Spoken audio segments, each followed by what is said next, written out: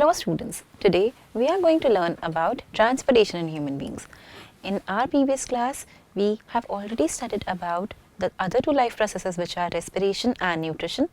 तो जब हमने respiration पढ़ा, हम ये बात समझ गए कि कुछ gases इसमें involved होती हैं, जैसे ऑक्सीजन और CO2. ऑक्सीजन को टेकन किया जाता है ताकि बॉडी के हर सेल तक पहुंचाया जा सके और उसकी हेल्प से ग्लूकोज का यानी कि कार्बोहाइड्रेट का फर्दर ब्रेकडाउन कराया जाता है जिससे प्रोड्यूस होती है एनर्जी. ये एनर्जी रिक्वायर्ड है क्योंकि इसी एनर्जी की हेल्प लेकर हमारी बॉडी के बाकी सारे फंक्शंस काम करेंगे. तो अब हम ये ऑलरेडी जान चुके हैं कि कैसे गैसेस ट्रांसपोर्ट हो रही हैं. हमें पता है कि ऑक्सीजन को हीमोग्लोबिन ट्रांसपोर्ट करा रहा है और हमें ये भी पता है CO2 या तो प्लाज्मा में सॉल्युबल है इसलिए डिसॉल्व होकर ट्रांसपोर्ट हो रही है या तो बाइकार्बोनेट आयंस की तरह या फिर कुछ RBCs की हेल्प से भी हो जाती है. ये जो गैसेस का ट्रांसपोर्ट है इसका ये मतलब है कि इसको ट्रांसपोर्ट कराने के लिए कोई दूसरी चीज़ है जो फंक्शन कर रही है कैरियर की तरह. ये जो दूसरी चीज़ है ये है ब्लड. और ब्लड होता है एक फ्लूइड कनेक्टिव टिश्यू. ये फ्लूइड कनेक्टिव टिश्यू हमारी बॉडी में अलग अलग पार्ट्स तक जाता है और चीज़ों को एक जगह से दूसरी जगह तक ट्रैवल करवाता है. तो कोई भी मटेरियल अगर एक से दूसरी लोकेशन तक जा पा रहा है तो ये है एक पूरे के पूरे लाइफ प्रोसेस के कारण, जिस लाइफ प्रोसेस का नाम है ट्रांसपोर्टेशन. तो ट्रांसपोर्टेशन में क्या हो रहा है? ट्रांसपोर्टेशन मूवमेंट हो रहा है of substances from one place to another. बहुत सारे मटेरियल्स ऐसे हैं जिनका ट्रांसपोर्ट बॉडी में कराना ज़रूरी होता है और हमारे पास complex multicellular organisms like human हमारे पास एक पूरा सिस्टम है जो स्पेसिफिकली यही काम करेगा. क्या काम करेगा? चीज़ों को एक जगह से दूसरी जगह तक पहुंचाने का काम. ये जो सिस्टम है हमारी बॉडी में ये कहलाता है ह्यूमन सर्कुलेटरी सिस्टम. तो ये ह्यूमन सर्कुलेटरी सिस्टम है. ये सर्कुलेशन कराता है. ब्लड क्योंकि फ्लूइड है तो यहाँ से वहाँ मूव करता रहता है और जब खुद मूव करता है अपने साथ अलग अलग चीज़ों को लेके जाता है और अलग अलग पार्ट्स तक पहुँचाता है. तो हमारे पास है ह्यूमन सर्कुलेटरी सिस्टम. अब हमारे ह्यूमन सर्कुलेटरी सिस्टम के बहुत सारे अलग अलग पार्ट्स हैं. जैसे कि क्या? सबसे पहला पार्ट जो आप हमारे सर्कुलेटरी सिस्टम में अप्रिशिएट कर सकते हो वो है हमारा हार्ट. तो हमारे पास एक हार्ट होता है. ये एक मस्कुलर ऑर्गन है जिसका काम है वो जो फ्लूइड है ब्लड उसे पंप करना, उसको प्रेशर देना, फोर्स देना ताकि वो बॉडी के अलग अलग सेल्स तक पहुंच पाए. इसके अलावा होती है हमारे पास कुछ ब्लड वेसल्स. ये ब्लड वेसल्स पतली पतली ट्यूब्स हैं. हमारे पास एक क्लोज टाइप का सर्कुलेटरी सिस्टम है. मतलब हमारा ब्लड पूरी बॉडी में फैला हुआ नहीं है. हमारा ब्लड अंदर पतली पतली ट्यूब में बह रहा है. कैसी ट्यूब? जैसे कि पेन की रीफिल होती है एकदम पतली सी, ऐसे हमारी पूरी बॉडी में से बहुत पतली पतली ट्यूब्स हैं. कुछ आर्टरीज कहलाती हैं, कुछ कहलाती हैं वीन्स और कुछ कहलाती हैं कैपिलरीज. कि आर्टरीज, वीन्स और कैपिलरीज डिस्टिंक्ट हैं, एक दूसरे से थोड़ी अलग अलग हैं. क्यों? क्योंकि इनके अंदर इनका स्ट्रक्चर अलग है, इनका काम अलग है, तो इसलिए ये लोग भी एक दूसरे से थोड़ी डिफरेंट होती हैं. तो ये तीनों मिलाकर कहलाती हैं ब्लड वेसल्स. अब ये हार्ट हो गया, ब्लड वेसल्स हो गई, ये सब क्या कर रही हैं? ये अल्टीमेटली एक फ्लूइड को ट्रैवल करा रही हैं और वो फ्लूइड है हमारा ब्लड. तो इसीलिए ब्लड भी होगा. तो ये आप देखोगे तो ये हमारा सर्कुलेटरी सिस्टम का डायग्राम है. सर से लेकर पैर तक हर जगह ये नेटवर्क ऑफ ब्लड वेसल्स फैला हुआ है और ब्लड को हर जगह से लेकर जा रहा है, हर जगह पहुंचा रहा है क्योंकि ब्लड एक कनेक्टिव टिश्यू है. उसको बॉडी के हर पार्ट को कनेक्ट करना है और मटेरियल्स का ट्रांसपोर्ट कराना है. तो यहाँ पर आप देख रहे हो हमने दो अलग अलग कलर्स में स्पेसिफिकली डिनोट करा है. इसीलिए करा है क्योंकि जब भी हमें बताना होता है कि ब्लड में ऑक्सीजन है तो हम ऑक्सीजन रिच ब्लड को डिनोट करते हैं रेड कलर से और जहाँ पर भी हम बता रहे हैं कि इस ब्लड में CO2 ज़्यादा है तो उसे हमने ब्लू कलर दे रखा है. तो जहाँ पर भी आपको ब्लू कलर दिख रहा है डायग्राम में वो डिनोट कर रहा है कि हाँ CO2 ज़्यादा है और जहाँ रेड कलर दिख रहा है वो डिनोट कर रहा है कि वहाँ पर ऑक्सीजन ज़्यादा है. तो इस तरीके से हम कभी भी डायग्रामेटिकली इसे रिप्रेजेंट करेंगे. ऑक्सीजन ज़्यादा दिखाने के लिए हम रेड कलर दिखाएंगे, CO2 रिच दिखाने के लिए हम दिखाएंगे कलर ब्लू. तो ये हुआ हमारा सर्कुलेटरी सिस्टम का पूरा नेटवर्क यानी कि सारी ब्लड वेसल्स. और ये बीचों बीच हुआ हमारा पंपिंग ऑर्गन यानी कि हमारा हार्ट. तो हमारा हार्ट जो हमारा पंपिंग ऑर्गन है वो यहाँ दिख रहा है आपको.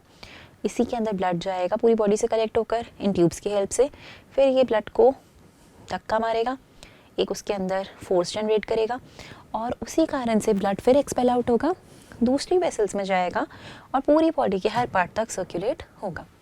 तो ये जो ब्लड का मूवमेंट हो रहा है ये हमारी बॉडी में बहुत ही कोऑर्डिनेटेड और स्पेसिफिक तरीके से होता है। तो आप देखो तो ये भी हमारा 4 चेम्बर्ड हार्ट है और इस तरह से हमने अपनी पूरी बॉडी के लिए आर्टरीज और वीन्स और कैपिलरीज को असेंबल किया।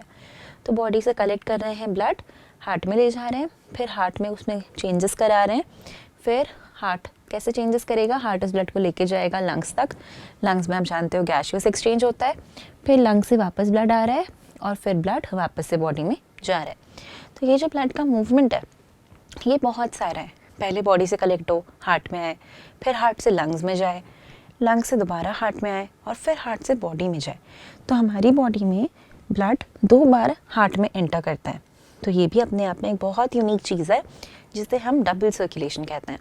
क्या होता है एग्जैक्टली ये डबल सर्कुलेशन, हम थोड़ी देर में पढ़ेंगे।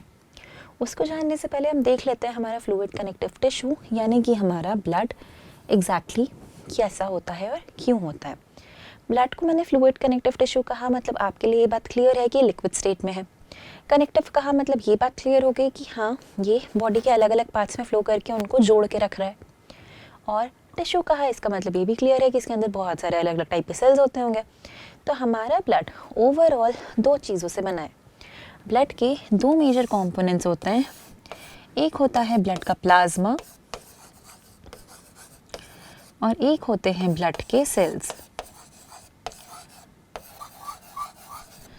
अब बेटा इसमें मैं प्लाज्मा की बात करूं पहले अगर, तो प्लाज्मा क्या है, प्लाज्मा एक भूसे के कलर का लिक्विड है। तो एक भूसे के यानी स्ट्रॉ के कलर का येलोइश कलर का लिक्विड है और ये ऐसा लिक्विड है जिसमें मैक्सिमम वाटर होता है। तो प्लाज्मा में लगभग 92% वाटर होगा और लगभग 8% होंगे उसमें प्रोटीन्स। तो प्लाज्मा में मेजरली वाटर होता है और फिर कुछ 8% के अराउंड प्रोटीन्स होते हैं। प्लाज्मा का क्या काम है, सबसे बड़ा काम है इसका CO2 को ट्रांसपोर्ट करना। इसके अलावा भी आपका ब्लड ग्लूकोज, अमाइनो एसिड्स या दूसरे न्यूट्रिएंट्स को ट्रांसपोर्ट करता है, वो भी प्लाज्मा की हेल्प से कर रहा है। और तो और आपकी बॉडी में कुछ वेस्ट मटेरियल बनता है, ये वेस्ट नाइट्रोजनस टाइप का होता है और बहुत हार्मफुल होता है आपके लिए। तो ये हम नहीं चाहते हमारी बॉडी में रहे, तो ब्लड इस वेस्ट मटेरियल को भी लेकर जाता है किडनी तक और वहाँ से फिर इसको बॉडी के बाहर यूरिन के फॉर्म में एलिमिनेट करवा देता है। तो प्लाज्मा का काम है उस हार्मफुल नाइट्रोजनस मटेरियल को भी बाहर करवाना। ब्लड सेल्स अगेन 3 टाइप के होंगे, ये होंगे रेड ब्लड सेल्स यानी RBCs, वाइट ब्लड सेल्स यानी WBCs और तीसरे होंगे आपके प्लेटलेट्स। तो हमारे पास 3 डिफरेंट टाइप के ब्लड सेल्स हैं और उसके अलावा ये ब्लड सेल्स जो हैं ये इसी प्लाज्मा में सस्पेंड करे रखें। तो आप ये डायग्राम देखो, ये येलो कलर का फ्लूइड जो हमारा प्लाज्मा हो गया, इस प्लाज्मा में आपको ये रेड ब्लड सेल्स दिख रहे हैं। यहाँ पर ये जो आपको ऐसे बड़े बड़े दिख रहे हैं ये है आपके WBCs या वाइट ब्लड सेल्स और ये जो आपको छोटे छोटे दिख रहे हैं इनको हम सेल फ्रैगमेंट्स या प्लेटलेट्स भी कहते हैं। तो ये है हमारा ब्लड का ओवरऑल कॉम्पोजिशन। ब्लड में यही सारी चीज़ें आपको मिलने वाली हैं। ये क्या दिखाई है आपको, ये दिखाई है एक ब्लड वेसल, क्योंकि ब्लड कैपिलरीज, आर्टरीज, वीन्स यानी ब्लड वेसल्स में ही फ्लो करता है। अब देखो ये हो गया हमारा ब्लड का प्लाज्मा। तो ब्लड का जो प्लाज्मा है ओवरऑल ब्लड में 55% तो प्लाज्मा ही होता है। तो जब हम ब्लड का कॉम्पोजिशन लिख रहे थे तो हम ऐसे भी लिख सकते थे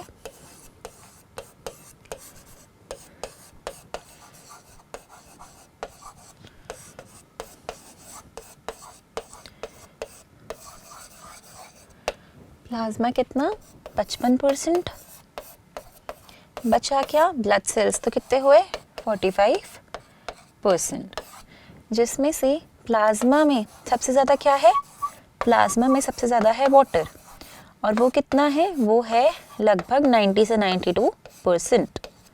और इसके अलावा इसमें होते हैं प्रोटीन्स,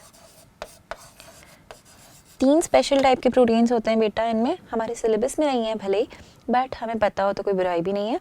इसमें आपको एल्ब्यूमिन मिलेगा, ग्लोबुलिन मिलेगा और मिलेगा एक फिब्रिनोजन नाम का प्रोटीन। ये फिब्रिनोजन नाम का प्रोटीन इंपॉर्टेंट है, ये याद रखना कि प्लाज्मा में था और ये इनएक्टिव प्रोटीन है। ये इनएक्टिव प्रोटीन बाद में हमारी बहुत हेल्प करेगा। तो ये कहाँ मिलता है? प्लाज्मा में मिलता है। तो लगभग 8% प्रोटीन्स यहाँ पर होते हैं। फिर अगर हम ब्लड सेल्स की बात करें तो ब्लड सेल में आपको पता है सबसे पहले मिलेंगे आरबीसी। आरबीसी को हम रेड ब्लड सेल कहते हैं या हम इन्हें कहते हैं इरिथ्रोसाइट।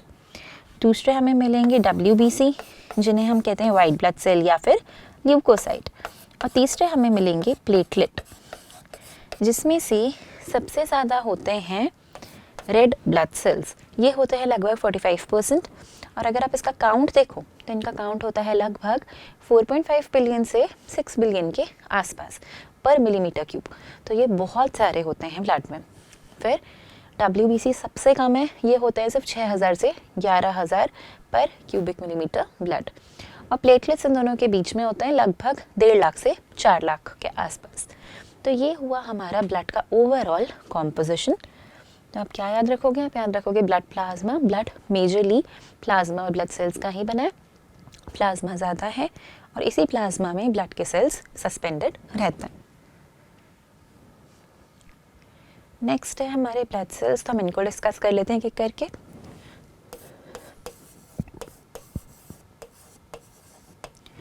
जैसे आप जानते हो इरिथ्रोसाइट्स को हम कहते हैं रेड ब्लड सेल्स या आरबीसीज या रेड ब्लड कॉर्प्यूसिल्स।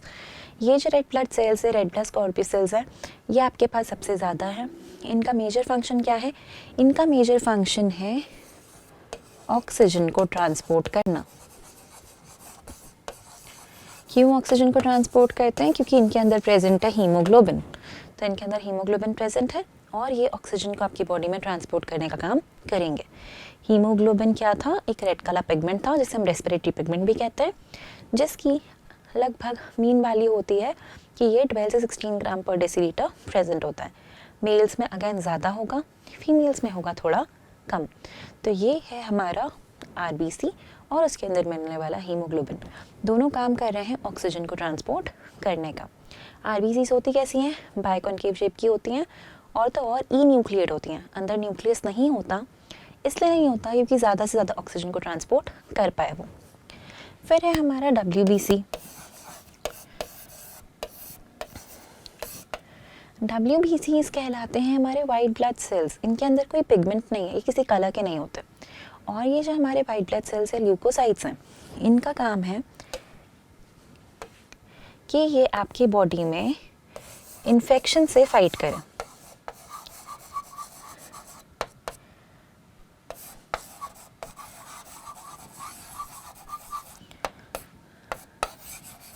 इनसे फाइट करें और आपकी इम्यूनिटी बनाए। मतलब आपकी बॉडी की जो डिजीज़ से बचने की कैपेसिटी है वो ये WBCs ही हैं। तो WBCs का ही काम है कोई फॉरेन मटेरियल एंटर करे तो उसे किल करो, फैगोसाइटोस करो, ख़त्म करो, उसको किल करने के लिए प्रोटीन की आर्मी बनवाओ और उसे बॉडी से गायब कर दो। तो ये है हमारे WBCs का मेजर इंपॉर्टेंट फंक्शन। अब हमारे WBCs 2 कैटेगरी के होते हैं। प्रोबेबली आपने 9th में भी पढ़ा होगा, बट अगर नहीं याद आ रहा तो कोई बात नहीं। हमारे ल्यूकोसाइट्स 2 कैटेगरीज में डिवाइडेड हैं। एक होते हैं जो कहलाते हैं ए ग्रैन्युलोसाइट,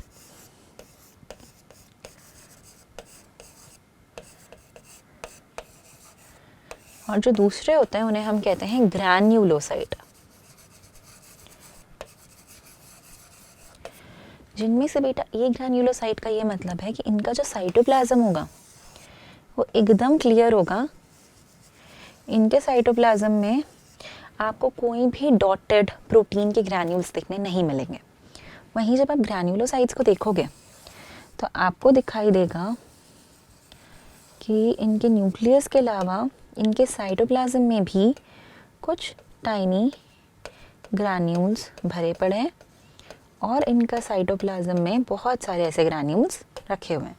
तो इनका साइटोप्लाज्म पूरा ऐसे डॉटेड ग्रैन्यूल्स या प्रोटीन के स्ट्रक्चर से भरा रहता है। तो WBCs 2 टाइप के होते हैं, ग्रैन्युलोसाइट और ए ग्रैन्युलोसाइट। अभी मैं आपको इनका डायग्राम दिखाऊंगी और तब मैं आपको बताऊंगी कि ग्रैन्युलोसाइट्स के क्या टाइप्स हैं और ए ग्रैन्युलोसाइट्स के क्या टाइप्स हैं। ओवरऑल सारे WBCs मिलकर आपकी बॉडी की इम्यूनिटी के लिए ही रिस्पॉन्सिबल है और डिजीज़ से ही फाइट कर रहे हैं। तीसरा है हमारा प्लेटलेट। अब बेटा अगर मैं प्लेटलेट की बात करूं तो प्लेटलेट का भी एक बहुत इम्पॉर्टेंट काम है। क्या इम्पॉर्टेंट काम है? इसका काम है ब्लड क्लॉट कराना। तो ये ब्लड क्लॉटिंग के लिए रिस्पॉन्सिबल है। अब ब्लड क्लॉटिंग क्या होती है? जैसे सपोज करो कि आपको इंजरी हो गई, आपका ब्लड एक्सपोज हो गया एयर से, ब्लड बहता जा रहा है। आप नहीं चाहते कि ब्लड बहता जाए, आप चाहते हो ब्लड अंदर ही रहे क्योंकि बहुत इंपॉर्टेंट है आपके लिए। तो आप ब्लड को बाहर नहीं जाने देना चाहते, आप चाहते हो इसे कंजर्व कर लें। तो आपको क्या करना पड़ेगा? वो जो ओपनिंग क्रिएट हो गई है, जैसे इमेजिन करो कि ये जो ओपनिंग क्रिएट हो गई है, इस ओपनिंग को किसी तरह बंद करना पड़ेगा। अब इस ओपनिंग को बंद कराने का काम करेगा ये प्लेटलेट। तो प्लेटलेट्स करवाते हैं ब्लड को क्लॉट, मतलब ब्लड को इस तरीके से सॉलिडिफाई करते हैं कि वहाँ पर एक क्लॉग बन जाए या एक फिब्रिन का मेशवर्क बन जाए, जिससे अब ब्लड बाहर ना जा सके और ब्लड उसी वेसल के अंदर फिर कंटिन्यू फ्लो करता रहे। ठीक है, तो ये काम है हमारे प्लेटलेट का। अब देखो RBCs कुछ ऐसे दिखेंगे आपको, ऐसे ब्लड में। WBCs के ये हैं हमारे टाइप्स। अब ये जो आपको ऊपर की 3 दिख रही हैं, ये है हमारी पहले टाइप की जो है न्यूट्रोफिल। कौन से टाइप की हैं ये हैं ऊपर की तीनों ग्रैन्युलोसाइट्स।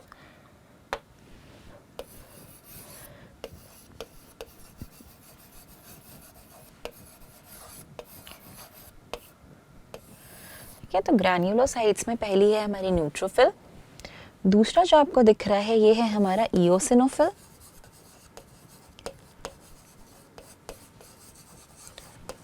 और तीसरे हैं हमारे बेसोफिल्स। वहीं ये जो आपको नीचे दिख रहे हैं ये हैं हमारे ए ग्रैन्युलोसाइट्स।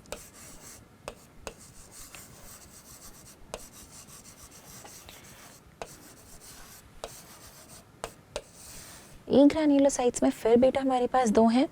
पहले हैं हमारे लिम्फोसाइट। तो ये जो आपको दिख रहे हैं ये है लिम्फोसाइट।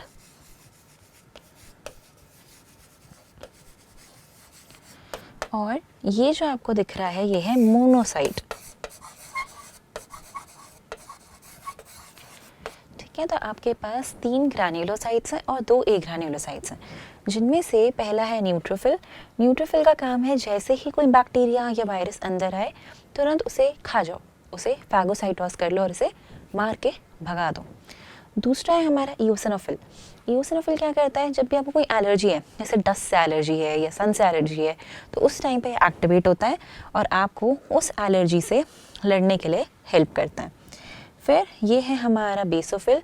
इसका मेजर काम है कि ये भी कुछ सर्टेन स्पेसिफिक एलर्जी के टाइप से ही लड़ता है, स्पेशली अस्थमा के केसेस में ये अपना रोल प्ले करने आता है और ये भी इसी तरीके से डिजीज़ को रेजिस्ट करने में आपकी हेल्प करता है। फिर ये है लिम्फोसाइट।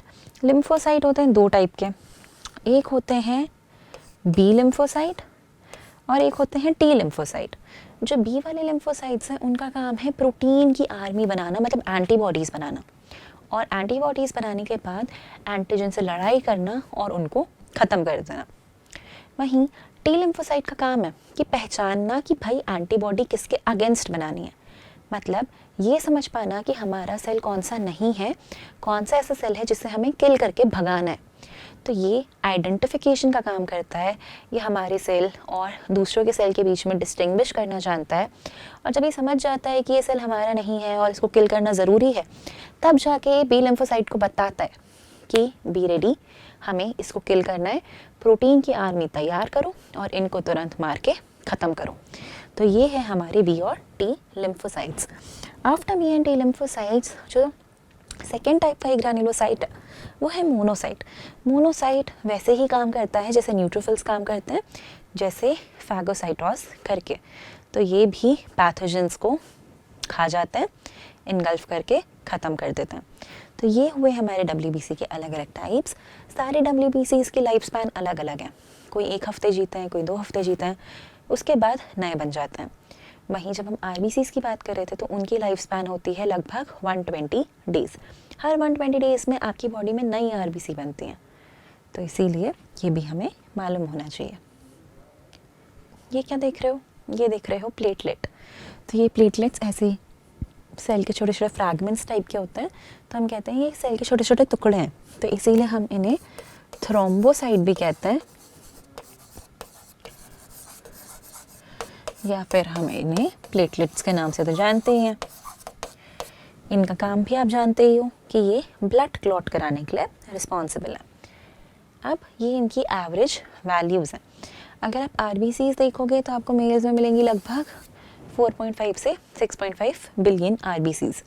फीमेल में थोड़ी कम मिलेंगी, 3.8 से 5.8 बिलियन के आसपास। तो एवरेज वैल्यू वही हो जाती है, 4.7 से 6.5 के बीच में दिखती हैं। WBCs की जो नॉर्मल वैल्यू है वो है 4000 से लेकर 11,000 पर मिलीमीटर क्यूब। तो इतनी आपको मिलेंगी मेल में भी फीमेल में भी। हीमोग्लोबिन आपको मेल्स में मिलेगा थोड़ा ज़्यादा, 13 से 18 के आसपास, फीमेल में मिलेगा थोड़ा कम, 11.5 से 16.5 के आसपास। बट एवरेज जो वैल्यू है वो आपको मिलती है 13 से 16 के बीच। प्लेटलेट्स की अगर हम बात करें तो इनका काउंट होता है लगभग 1.5 लाख से 4 लाख के बीच, और मेल्स में और फीमेल्स में भी ये सेम ही रहता है। तो एवरेज वैल्यू भी सेम आती है। अब हम देखते हैं फाइनली ब्लड क्लॉट का मैकेनिज्म, कि ब्लड क्लॉट हो किस तरह से पा रहा है। ब्लड क्लॉट इसीलिए हो पा रहा है बेटा क्योंकि आपको चोट लगी, आपने अपनी वेसल डैमेज कर ली। वेसल के डैमेज होने के कारण अब उस वेसल से ब्लड निकल निकल के बाहर जा रहा है, और जब ये ब्लड इस तरह से बाहर निकल के जाने लगता है तो आपके ब्लड में प्लेटलेट्स प्रेजेंट है। ये प्लेटलेट्स हो जाते हैं एक्टिवेट। जैसे ही ये प्लेटलेट्स एक्टिवेट होते हैं, ये इन टर्न प्लाज्मा में प्रेजेंट एक इनएक्टिव एंजाइम को एक्टिवेट करने की कोशिश में लग जाते हैं। तो ये क्या करेंगे, जैसे ही ये एक्टिवेट हुए उसके बाद ये तुरंत सारे क्लॉटिंग फैक्टर्स को बताएंगे कि सुनो एक्टिवेट हो जाओ। ये क्लॉटिंग फैक्टर्स आपके प्लाज्मा में प्रेजेंट हैं, बट सारे के सारे इनएक्टिव रहते हैं। तो इनएक्टिव क्लॉटिंग फैक्टर्स को एक्टिवेट करने के लिए एक पूरी सीरीज़ होती है कि एक एक को करेगा, दूसरा उसको करेगा, तीसरा चौथे को करेगा, चौथा पांचवे को करेगा। तो ये जो पूरी सीरीज़ है, इस सीरीज़ को हम कहते हैं कैस्केड रिएक्शन। और इस कैस्केड के कारण ये इनएक्टिव प्रोथ्रोम्बिन कन्वर्ट हो जाता है थ्रोम्बिन में। तो प्रोथ्रोम्बिन को थ्रोम्बिन में कन्वर्ट किया जाता है। इसको कन्वर्ट कराने के लिए रिस्पॉन्सिबल होता है एक एंजाइम जो बनता है लिवर में। तो लिवर से एक एंजाइम आएगा, इस एंजाइम का नाम होता है थ्रोम्बोकाइनेज। और ये कब आएगा, केवल उसी वक्त जब चोट लग गई है। चोट लगी है, प्लेटलेट्स एक्टिवेट हुए हैं, सिग्नल गया है, इसलिए लिवर ने थ्रोम्बोकाइनेज भेजा जिसने प्रोथ्रोम्बिन जो प्लाज्मा में इनएक्टिव फॉर्म में है उसे एक्टिवेट करके कन्वर्ट किया थ्रोम्बिन में। इसी तरीके से वहाँ पर प्रेजेंट है फिब्रिनोजन भी। मैंने आपको बताया था कि 3 मेजर प्रोटीन्स हैं जिन्हें भूलना नहीं, एल्ब्यूमिन, ग्लोब्यूलिन और फिब्रिनोजन, जो इनएक्टिव है। इस इनएक्टिव फिब्रिनोजन के ऊपर अभी थ्रोम्बिन काम करता है और इसे कन्वर्ट कर देता है इनटू फिब्रिन। अब फिब्रिन क्या करता है, प्लेटलेट्स जब ऐसे फिब्रिन बना लेते हैं उसके बाद ये हमारी जो आर्टरी थी या वेसल थी उसको पहले श्रिंक करते हैं साइज़ में, और साइज़ में श्रिंक करने के बाद वहाँ पर एक क्लॉट बनाते हैं। तो ये बहुत सारे फिब्रिन के धागे आते हैं, जितनी भी आरबीसी, डब्ल्यूबीसी, प्लेटलेट जो भी डैमेज हुए थे उन सारी डैमेज चीज़ों को साथ में लाते हैं और उस धागे से बांध देते हैं। तो एक पूरा क्लॉट बन जाता है, और ये पूरा का पूरा क्लॉट फिर उस जगह को जाकर इस तरीके से भर लेता है, और अब ब्लड आसानी से सीधे सीधे फ्लो हो सकता है, यहाँ से बाहर निकल के नहीं जाएगा। तो ये है हमारा mechanism of blood clot. Blood clotting में क्या हुआ, सबसे पहले चोट लगी, चोट लगने के बाद ब्लड बाहर निकल के जाने लगा, प्लेटलेट ने चीज़ फील करी, उनने सिग्नल भेजा, क्लॉटिंग फैक्टर्स तक सिग्नल गया।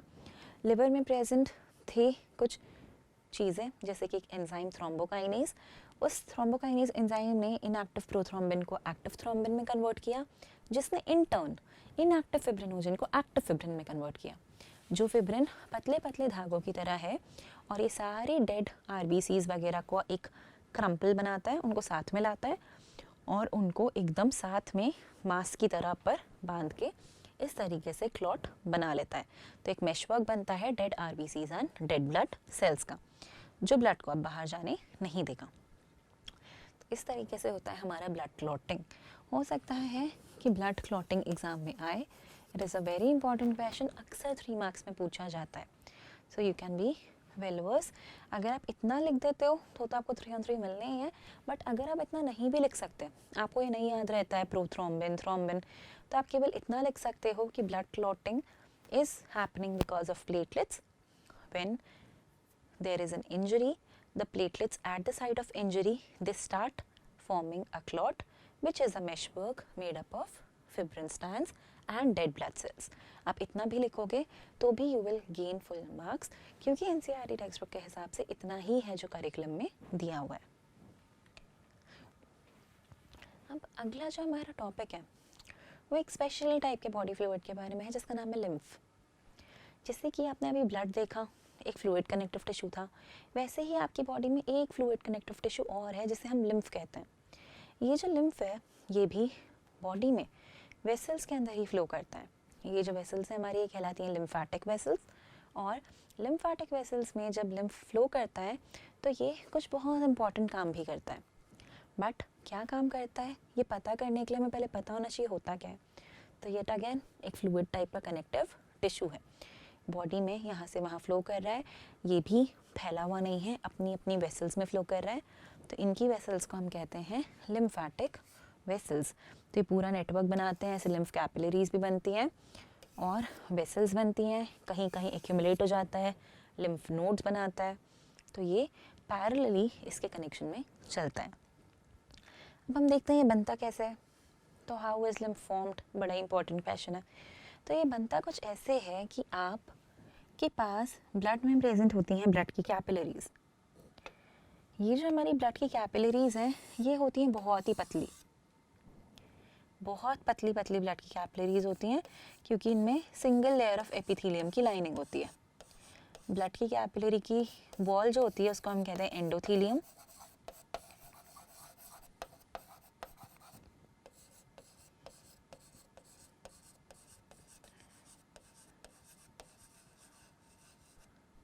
ठीक है, यहाँ नीचे क्या होगा, नीचे होंगे आपके कोई से टिश्यूज, तो यहाँ कोई कोई से सेल्स होंगे। ठीक है, तो इस तरह से नीचे यहाँ सेल्स प्रेजेंट है। अब क्या होता है जब ब्लड यहाँ से फ्लो कर रहा होता है उस टाइम पे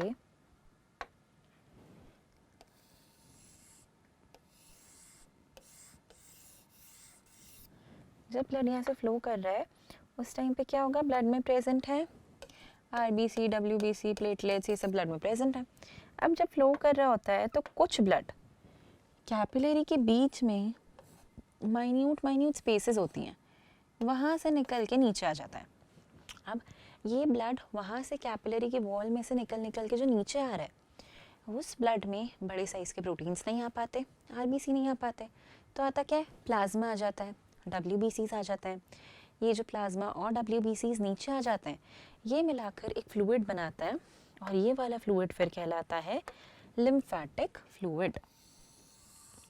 और ये लिम्फैटिक फ्लूइड की भी अपनी अपनी वॉल्स होती हैं, अपनी अपनी वेसल्स होती हैं। तो ये लिम्फैटिक फ्लूइड फिर एक लिम्फ वेसल में फ्लो करता है। ठीक है, तो ये लिम्फैटिक वेसल होगी और इसके अंदर प्रेजेंट होगा ये फ्लूइड। ये जो फ्लूइड होगा ये एकदम प्लाज्मा जैसा दिखेगा आपको, प्लाज्मा के ही कलर का होता है, बट इसमें आपको दूसरी चीज़ें नहीं दिखेंगी, जैसे आरबीसीज नहीं दिखेंगी। तो lymph is basically plasma and WBC. तो डब्ल्यूबीसी और प्लाज्मा, या फिर हम कह सकते हैं ब्लड माइनस आरबीसी लिम्फ होता है। तो अगर आरबीसी नहीं है, रेड कलर का नहीं दिख रहा है और अलग से ऐसी वेसल्स में फ्लो कर रहा है, तो ये वाला जो फ्लूइड कनेक्टिव टिश्यू है इसे हमने लिम्फ नाम दे रखा है। तो अब यहाँ देखो ये कैपिलरीज है, यहाँ से निकल निकल के जो भी फ्लूइड आया होगा वो इन कैपिलरीज में फ्लो कर रहा है। फिर ये छोटी छोटी लिम्फ की कैपिलरीज बनेंगी पहले, फिर ये लिम्फ के कैपिलरीज मिला मिला के बड़ी लिम्फ वेसल्स बनाएंगी। एक सबसे बड़ी लिम्फ वेसल भी होती है जिसका नाम है लैक्टियल। मैं आपको ये पहले ही बता चुकी हूँ कि लैक्टियल स्मॉल इंटेस्टाइन के पास प्रेजेंट है और वो लिम्फ के जो 2 फंक्शंस हैं उसमें से जो पहला फंक्शन है उसका काम करती है। तो लिम्फ का पहला फंक्शन है अब्जॉर्प्शन ऑफ फैट। तो जितना भी फैट आपके स्मॉल इंटेस्टाइन में सिंपल फॉर्म में कन्वर्ट हो चुका है, उसको अब्जॉर्ब ब्लड नहीं करेगा, उसको अब्जॉर्ब करेगा लिम्फ, और काय में करेगा, इस लैक्टील में। तो पहला फंक्शन जो है इसका लिम्फ का, वो है अब्जॉर्प्शन ऑफ फैट। तो ये देखो, ये आपकी लिम्फ वेसल्स है। इन लिम्फ वेसल्स में फैट काइलोमाइक्रोन के फॉर्म में अब्जॉर्ब किया जा रहा है। तो फैट्स लिम्फ में ही जाते हैं, डायरेक्ट ब्लड में नहीं जाता है। तो फैट्स को अब्जॉर्ब करने का काम लिम्फ वेसल वहाँ पर कर रही है, लैक्टेल नाम की। दूसरा काम ये क्या कर रही है? दूसरा काम कर रही है ये इंटरस्टिशियल फ्लूइड को बैलेंस। तो टिश्यू के बीच में और ब्लड के बीच में जो एक्स्ट्रा फ्लूइड है, उसको यहाँ से वहाँ करने का काम यही करता है। तो ये मिडल मैन की तरह भी काम करता है। अगर यहाँ फ्लूइड ज़्यादा है तो ब्लड में डाल दो, वहाँ ज़्यादा है तो टिश्यू में भेज दो। तो ये इंटरस्टिशियल फ्लूइड्स का ध्यान रखता है। अगर फ्लूइड ज़्यादा है तो उसे अब्जॉर्ब कर लेता है और अल्टीमेटली ले जाकर ब्लड में ड्रेन कर देगा। तो ये दोनों क्वेश्चन बहुत ज़्यादा इंपॉर्टेंट है कि लिम्फ बनता कैसे है और लिम्फ क्या करता है। तो लिम्फ बनता कैसे आपने देख लिया, क्या करता है आपने देख लिया, और कॉम्पोजिशन क्या है ये भी देख लिया। तीनों क्वेश्चंस 3 मार्क में आते हैं और सबसे ज़्यादा पूछा जाने वाला क्वेश्चन है ये 10th बोर्ड एग्जामिनेशन का, कि what is lymph, how is it formed and what are its functions. ठीक है, तो I hope we are clear with that and now we can move ahead with blood vessels. Blood vessels की बात करूँ तो again blood हमारा body में direct तो नहीं फ्लो कर रहा, पतली पतली वेसल्स हैं जिसके अंदर फ्लो कर रहा है। तो ये पतली वेसल्स मेजरली 3 टाइप की होती हैं, these are arteries, veins and capillaries. सबसे पहले जो है हमारी आर्टरी, आर्टरी का काम होता है कि ये ब्लड को हार्ट से लेकर आए और बॉडी तक भेजें। तो ये ब्लड को डिस्ट्रीब्यूट करती हैं from the heart towards the body. तो इनके अंदर ब्लड है। फिर बड़ी आर्टरी अपने आप को छोटी आर्टीरियोल में डिवाइड करती हैं। तो बड़ी आर्टरीज ब्रांच करती हैं, बनाती हैं आर्टीरियोल्स। ये arterioles they further branch and when they further branch they form capillaries. तो आर्टरीज हो गई, फिर आई आर्टीरियोल, फिर आई हमारी कैपिलरीज। ये कैपिलरीज मिलती हैं साथ में और मिलकर पहले बनाती हैं वीन्यूल। तो छोटी छोटी कैपिलरीज मिलके बनाएंगी वीन्यूल्स और ये वीन्यूल फिर कंबाइन करेंगे और बनाएंगे एक बड़ी वेन। तो ये है हमारा ब्लड वेसल्स। तो सबसे पहले आपने क्या देखा? आपने देखा कि we have big arteries. Arteries का काम था ब्लड को बॉडी के पार्ट्स तक लेकर आए। जब बॉडी का पार्ट आने वाला होता है तो ये आर्टरी वे थोड़ी छोटी आर्टीरियोल में डिवाइड होती है। फिर जब वो सेल या वो टिश्यू आने वाला होता है तो वो कन्वर्ट हो जाती हैं कैपिलरी में, क्योंकि आर्टरीज के थ्रू गैसियस एक्सचेंज नहीं हो सकता। तो कोई भी मटेरियल का एक्सचेंज कराना है, कोई भी मटेरियल का, तो कैपिलरी ही चाहिए। कैपिलरी ही इतनी थिन है कि उसके थ्रू चीज़ें अंदर बाहर कर सकती हैं, आर्टरीज के वेन्स के थ्रू नहीं कर सकती। तो जैसे ही टिश्यू साइट पे आते हैं, सेल के पास पहुंचते हैं, कैपिलरी में अपने आप को ब्रेक कर लेते हैं, फिर कैपिलरी बन जाते हैं। फिर ये कैपिलरी वापस से ब्रांच करती हैं, ब्रांच करके बनाती हैं वीन्यूल्स, और ये वीन्यूल्स फिर ब्रांच करके बनाते हैं बड़ी सी वीन। अब ये वीन क्या करेगी? वीन ये सारा ब्लड कलेक्ट करके ले जाएगी टू हार्ट। तो बॉडी के हर पार्ट से ब्लड कलेक्ट होगा और वीन्स की हेल्प से हार्ट में पहुंच जाएगा। तो ये है हमारी blood vessels and this is how they are formed and that is how they function. तो यहाँ भी आप अप्रिशिएट कर सकते हो, arteries, veins and capillaries, we have 3 major blood vessels. अब ब्लड वेसल्स में देखो ये आर्टरी है रेड कलर की। क्यों रेड कलर में क्यों दिखाई है? ऑक्सीजन रिच ब्लड ले जा रही है। इसको ब्लू में क्यों लाया है? क्योंकि ये बॉडी से निकली है, बॉडी से इसने चीज़ें कलेक्ट करी हैं। तो बॉडी के हर सेल ने CO2 बना रखी थी, तो इसीलिए इसके पास CO2 रिच ब्लड है, तो इसीलिए हमने अलग अलग कलर्स में दिखाया। कैपिलरी आपको पता ही है। अब ये जो आर्टरीज हैं और हमारी वीन्स हैं, इनकी भी कुछ खासियत होती है। आर्टरीज की ये खासियत है, पहला काम कि ये क्या कर रही है, it is carrying the blood from the heart towards the body. तो हार्ट के पास O2 रिच ब्लड होगा, जो ऑक्सीजन रिच ब्लड हार्ट के पास है उसे आर्टरीज को लेकर आना है और बॉडी को देना है। तो ये कैरी कर रही हैं blood from heart to body. फिर दूसरा इनका इम्पॉर्टेंट काम है कि ये कैरी करती हैं ऑक्सीजन रिच ब्लड। तो जो इनकी खासियत है वो ये है कि हार्ट से ऑक्सीजन रिच ब्लड लेकर आती हैं और उसे कैरी कराती हैं। बट इसमें एक एक्सेप्शनल आर्टरी भी है। एक ऐसी आर्टरी है हमारी बॉडी में जो ऑक्सीजन रिच ब्लड कैरी ना कराते हुए CO2 रिच ब्लड कैरी कराती है, और उस आर्टरी का नाम है पल्मोनरी आर्टरी। ये जो हमारी पल्मोनरी आर्टरी है, एक एक्सेप्शन है, और ये पल्मोनरी आर्टरी CO2 वाला ब्लड कैरी कराती है और इसको लेके जाती है लंग्स तक। तो लंग्स में गैसेस एक्सचेंज होता है, इसीलिए ये वाली आर्टरी एक एक्सेप्शन है। बाकी बॉडी पार्ट्स को O2 रिच ब्लड देती हैं आर्टरीज, सिर्फ इसको ले जाके CO2 वाला ब्लड दे देती हैं। वहाँ पर जाने के बाद ब्लड चेंज होता है, इसीलिए इसके पास O2 रिच ब्लड नहीं है। फिर आर्टरीज की तीसरी खूबी ये होती है कि आर्टरीज की जो वॉल होती हैं वो होती हैं बहुत थिक। तो आप ये डायग्राम देखो और अप्रिशिएट करो कि कितनी थिक वॉल्ड है आर्टरी। तो 3 वॉल्स होती हैं किसी भी ब्लड वेसल में। एक होती है उसकी आउटर लेयर, फिर होती है मिडिल लेयर और फिर होती है इनर लेयर। तो इन्हें हम ट्यूनिका कहते हैं, ट्यूनिका मीडिया, ट्यूनिका एडवेंटिशिया, ठीक है। तो ये जो ट्यूनिका वाली वॉल्स होती हैं, इसमें जो बीच वाली है ट्यूनिका मीडिया, वो इसमें बहुत थिक है, इतनी थिक है। और क्यों थिक है उसके पीछे रीज़न है, ब्लड हार्ट से आ रहा है, हार्ट ने ब्लड को पंप किया है, फोर्स दे दिया है। तो ब्लड जब आर्टरी में फ्लो करता है तो वो बहुत ज़्यादा फोर्स के साथ बहता है। अगर इतने ज़्यादा फोर्स के साथ ब्लड यहाँ से फ्लो करेगा तो ऑब्वियस ही बात है कि वो इस पर धक्का भी मारेगा। और अगर इनकी वॉल अच्छी खासी थिक नहीं हुई तो वो बर्स्ट हो जाएगी या फट जाएगी। तो फट ना जाए, बर्स्ट ना हो जाए, इसीलिए आर्टरीज को बहुत थिक वॉल वाला बना के गया है। तो ये इसीलिए इतनी थिक वॉल बनी है ताकि इतना सारा ब्लड का जो प्रेशर है वो झेल सकें। वहीं अगर हम वीन्स की बात करें तो वीन्स जो होती हैं इनका काम है उल्टा। ये धीरे धीरे हर सेल से ब्लड कलेक्ट कर रही हैं। तो ये ब्लड कलेक्ट करके CO2 वाला ब्लड हार्ट तक ले जाने वाली हैं। तो they are taking the blood towards the heart.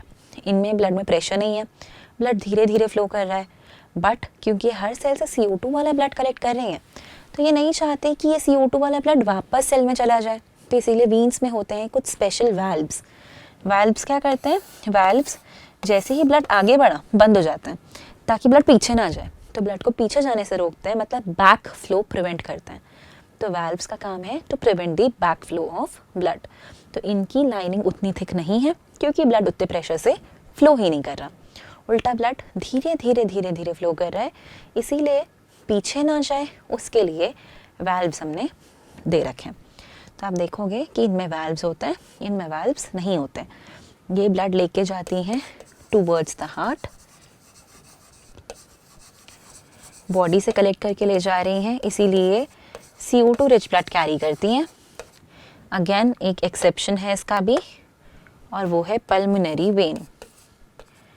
Pulmonary vein जो कि आ रही है लंग से, वो लेकर आती है हार्ट में O2 रिच ब्लड। तो पल्मोनरी वेन एक एक्सेप्शनल वेन है जो ऑक्सीजन रिच ब्लड कैरी कर रही है, और पल्मोनरी आर्टरी एक एक्सेप्शनल आर्टरी है जो CO2 रिच ब्लड कैरी कर रही है। बाकी सारी arteries oxygen rich blood carry करेंगी, सारी veins CO2 rich blood carry करेंगी। And the third we have is capillaries. Capillaries they are very thin, बहुत थिन होती हैं। ये इतनी सारी तो लेयर्स ही नहीं है, एक सिंगल सेल की लाइनिंग है और ये सिंगल सेल की लाइनिंग एंडोथेलियम कहलाती है। और इन कैपिलरीज का काम है चीज़ें लेना, चीज़ें देना। तो किसी भी चीज़ का डिफ्यूजन इन कैपिलरीज के थ्रू ही हो रहा है। तो capillaries are responsible for taking in and giving out things from blood. तो ये हुई हमारी तीसरी ब्लड वेसल जो थी capillary. So let us look at the differences between the three. अगर मैं आर्टरीज की बात करूं तो इनका काम है ब्लड लो हार्ट से। वीन्स की बात करूं तो इनका काम है ब्लड दे दो हार्ट को। और कैपिलरी की बात करूं तो इनका काम है चीज़ों का आदान प्रदान यानी मटेरियल एक्सचेंज करना। प्रेशर की बात करूं तो क्योंकि हार्ट से ब्लड डायरेक्टली इनके अंदर आ रहा है, इसीलिए उसका प्रेशर ज़्यादा होता है, ज़्यादा फोर्स से आता है। वीन्स की बात करूं तो प्रेशर काफ़ी कम है, हर सेल थोड़ा थोड़ा ब्लड ऐड करा रहा है। और कैपिलरी में तो बहुत ही कम है, क्योंकि ये और भी छोटी छोटी होकर पहुंची हैं वहाँ तक, सेल तक। ल्यूमेन के डायमीटर की बात करूं तो इनका ल्यूमेन पतला है या छोटा है। क्यों पतला या छोटा है? तो जितनी मोटी वॉल होगी उतनी कम अंदर जगह होगी,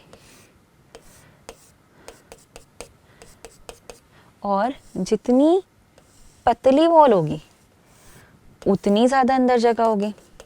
तो इनकी वॉल क्योंकि पतली है, इसीलिए इनका जो ल्यूमेन है वो थोड़ा बड़ा है, मतलब ज़्यादा ब्लड के पास जाने के लिए रास्ता है। इनमें ब्लड के पास जाने के लिए जगह कम है, तो जितना कम सरफेस एरिया होगा उतना ज़्यादा ब्लड प्रेशर अप्लाई करेगा, क्योंकि उतनी ज़्यादा फोर्स से बहेगा। तो जैसे एक छोटे स्ट्रॉ से और एक बड़े स्ट्रॉ में जो अंतर आएगा, उस तरीके से भी आप इसे देख सकते हो। फिर इनके ल्यूमेन की डायमीटर की बात करें तो बहुत ही पतला है, सिंगल सेल के तो बने हुए हैं, बहुत ही थिन होता है।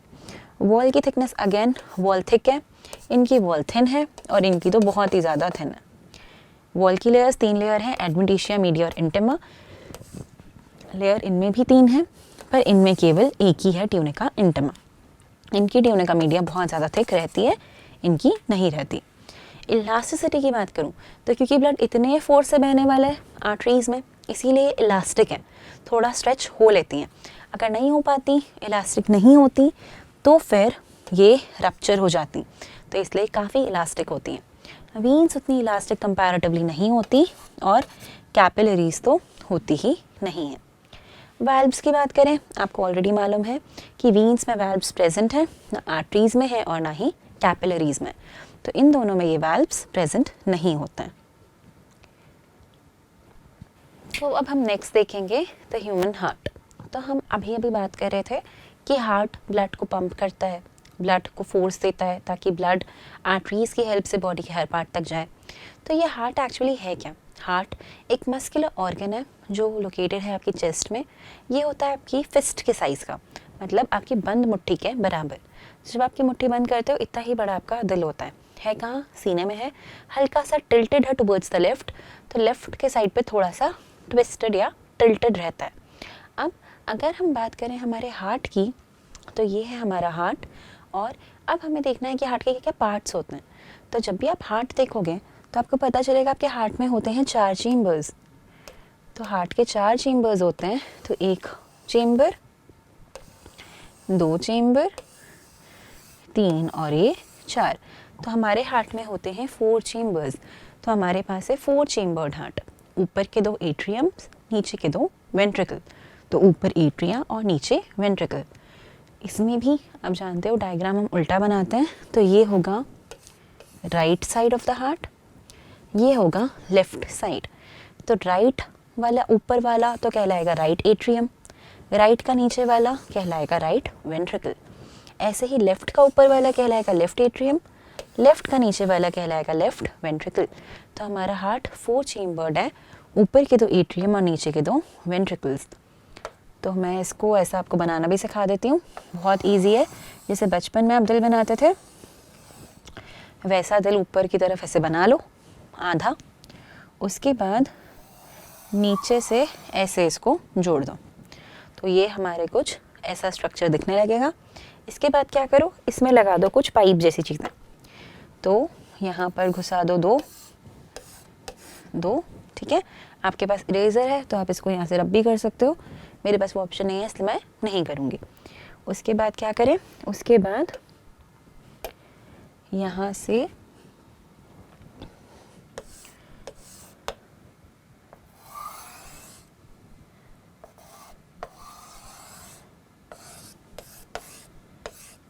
ऐसे बना लो, और यहाँ से ऐसे करके एक चीज़ बाहर निकाल दो। अब क्या करो, बीच में भी पार्टीशन बनाना है। तो बीच में पार्टीशन बनाने के लिए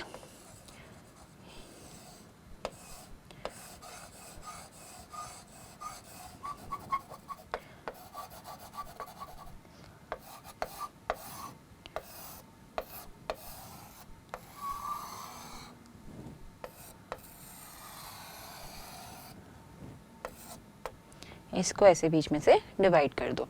वहीं अब यहाँ पे भी डिवाइड कर लो और यहाँ पे भी ऐसे डिवाइड कर दो। तो अब क्या आपको एक चेम्बर ये दिखेगा, एक वो, एक ये और एक ये। तो ये वाला चेम्बर है आपका राइट एट्रियम, ये है आपका लेफ्ट एट्रियम, ये है आपका राइट वेंट्रिकल, ये है आपका लेफ्ट वेंट्रिकल। ठीक है, तो ये हो गए हमारे 4 चेम्बर्स। अब ये जो मैंने ट्यूब्स ऐसे घुसाई हैं पतले पतले स्ट्रॉ जैसे, ये क्या है इनको देख लेते हैं। तो ये जो आपको यहाँ दिख रही है, इन दोनों को हम कहते हैं वीना केवा। इसे कहते हैं नीचे वाले को इंफीरियर वीना केवा, इसे कहते हैं सुपीरियर वीना केवा। इनको लोग अपर और लोअर भी कहते हैं, बट आइडियली ये सुपीरियर और इंफीरियर है। सुपीरियर मतलब वो जो हेड से लेकर हार्ट के लेवल तक का सारा ब्लड कलेक्ट करके लेकर आ रही है। तो वीना केवा बड़ी वीन्स होती हैं, मतलब सारी छोटी छोटी वीन आकर इन वीना केवा में कनेक्ट होती हैं और अपने द्वारा कलेक्ट करा गया सारा CO2 वाला ब्लड लाकर इस वाले पोर्शन ऑफ द हार्ट को दे देती हैं।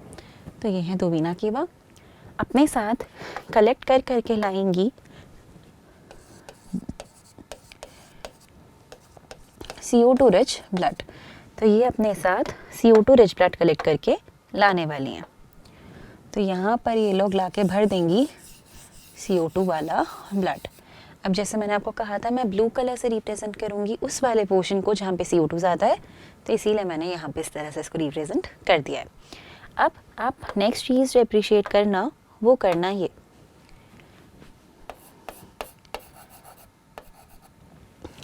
क्या है, ये होते हैं वाल्व्स। वाल्व्स का क्या काम है कि ब्लड को उल्टा फ्लो ना होने दें। तो एट्रियम और वेंट्रिकल के बीच में वाल्व प्रेजेंट होते हैं। जो राइट एट्रियम और राइट वेंट्रिकल के बीच में प्रेजेंट है उसे हम कहते हैं ट्राइकस्पिड वाल्व। तो ये होते हैं ट्राइकस्पिड वाल्व, ये लेफ्ट एट्रियम और लेफ्ट वेंट्रिकल के बीच में प्रेजेंट है। तो देखो यहाँ आप देख पा रहे होगे इसको, इन दोनों के बीच में जो प्रेजेंट है वो है ट्राइकस्पिड वाल्व। तो मैं इसकी लेबलिंग यहाँ लिख देती हूँ। तो ये है मेरा ट्राइकस्पिड वाल्व। क्या करेगा, जैसे ही ब्लड वहाँ से उतर के नीचे आएगा तुरंत इसको बंद कर देगा। तो ये ओपन होता है तभी ब्लड पूरा ढंग से नीचे आ पाता है, क्लोज हो जाता है तो ब्लड फिर अब ऊपर नहीं जा सकता। ऐसे ही एक वाल्व इस साइड भी प्रेजेंट होगा। यहाँ पे जो प्रेजेंट होता है उसे कहते हैं बाइकस्पिड वाल्व।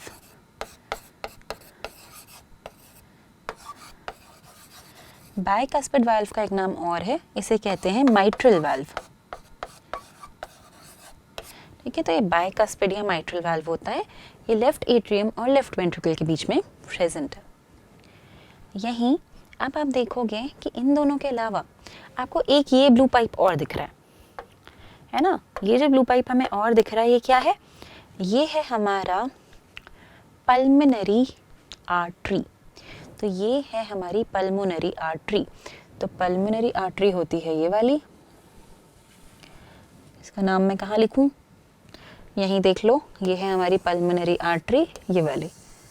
तो ये यहाँ से निकल रही है इस रीजन से, ये है पल्मोनरी आर्टरी। ये ब्लड कहाँ लेके जाएगी, पल्मोनरी नाम है इसका, मतलब ये ब्लड लेके जाएगी लंग्स में। तो पल्मोनरी आर्टरी की हेल्प से लंग्स में ब्लड को भेज देंगे। कौन से वाले को भेज रहे हैं, CO2 वाले, इसीलिए ये आर्टरी एक एक्सेप्शनल आर्टरी है। तो यहाँ से ब्लड लंग्स में जाएगा क्योंकि ये है पल्मोनरी आर्टरी। ठीक है, तो मैं इसे PA लिख देती हूँ यहाँ, पल्मोनरी आर्टरी। तो ये हो गई पल्मोनरी आर्टरी। अब इधर बाजू में देखो एक बड़ा सा रेड कलर बनाया है मैंने। ये जो मैंने बड़ा सा रेड बनाया है ये है हमारी बॉडी की सबसे बड़ी आर्टरी जिसका नाम है एओर्टा। एओर्टा का काम है लेफ्ट वेंट्रिकल से ब्लड को लेके जाना। तो ये लेफ्ट वेंट्रिकल से ब्लड को लेके जाएगी और बाकी आर्टरीज को दे देगी ताकि वो पूरे बॉडी अलग अलग पार्ट्स में उसको डिस्ट्रीब्यूट कर सके। तो एओर्टा का काम है कि इसकी हेल्प से ब्लड बाकी सारी जगह पर पहुंच पाए। तो ये एओर्टा है, पूरा ब्लड एओर्टा में जाएगा और फिर एओर्टा की हेल्प से पूरी बॉडी में डिस्ट्रीब्यूट होगा। तो एओर्टा है हमारी सबसे बड़ी आर्टरी। तो we have the largest artery aorta over here. अब यहाँ पर देखो एक और चीज़ दिख रही है, ये ये क्या है? ये है अगेन आपकी पल्मोनरी वेन। तो ये वो है जो O2 रिच ब्लड लेकर आ रही है। कहाँ से लाएगी? O2 रिच ब्लड लेकर आएगी लंग्स से। तो लंग्स से O2 रिच ब्लड लेकर आती है हमारी पल्मोनरी वेन। So this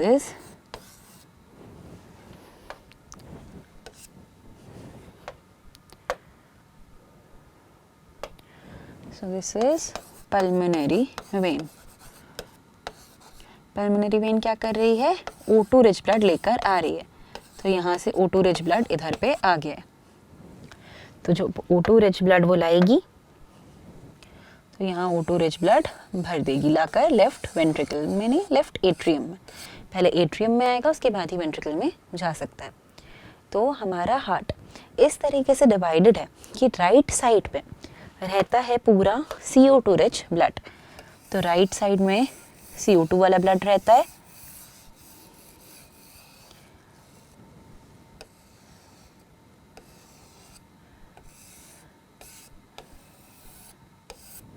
और जो हमारा लेफ्ट साइड है वहाँ पर रहता है पूरा ऑक्सीजन रिच ब्लड।